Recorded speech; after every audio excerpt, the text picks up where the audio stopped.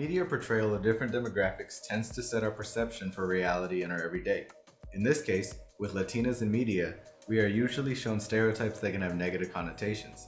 Such stereotypes include a hypersexualized physique, being a sex object, a part of the servant class, being prone to criminal behavior, or otherwise being described as exotically dangerous, whatever that means.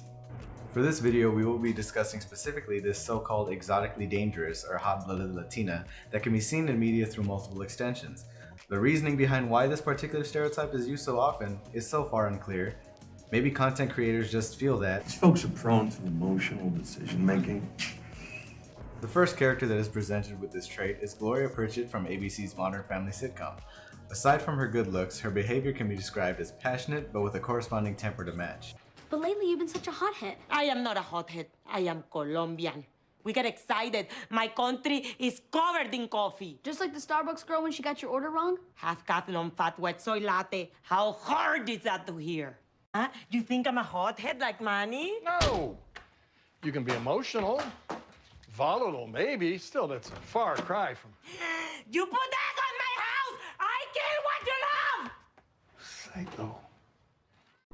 A different example is Maritza from Orange is the New Black. The show takes place in a low-security prison, which signifies that the inmates there were involved in petty or low-level crimes. Maritza's backstory shows that her crime was grand theft.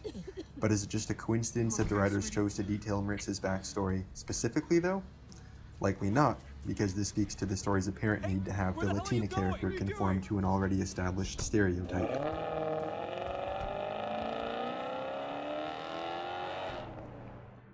Next, we'll go back about a decade to the late-night sitcom George Lopez. We have George's mother, Benny Lopez, who can be seen either participating in acts that could be considered criminal behavior or talking about her past where she also acted in a similar way. Her overall character is a sort of proponent to more aggressive events that happen every now and then in the show, thus also promoting the stereotype of violent Latinas in the media for dramatic or comedic effect. Out. You're not my son anymore, George. I never want to see you again! So who's gonna bail you out? I'll see you one more time. Well, Carmen got in a fight, Mom. Look, you got blood on you. It's the other girls. Damn, my granddaughter's a scrapper. Mom, we don't encourage violence in this house. Even another hot-headed Latina is the character Sonia in The Hitman's Bodyguard. Sonia is not given much screen time, so her personality and character traits don't have time to be fleshed out. And out of all possible traits, the writers chose to attribute a childlike sense of hostility and a mindless anger to her. The character spends almost the entire movie in prison, but even when she is not, we see her engaging in a bar fight. Of course, the intention could have been to have Sonia just be a criminal, and nothing more, but if that is the case, then why did she have to be a Latina? Even if the casting director didn't think twice about it, that further demonstrates how prevalent this stereotype can be. Although even movies for kids, like Disney's Coco, have appropriated these representations to be comical, in reality they still preserve these negative stereotypes.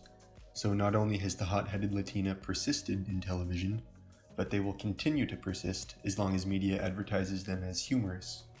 Furthermore, this lack of showing positive traits of Latina characters gives the impression that Latinas don't have many positive traits.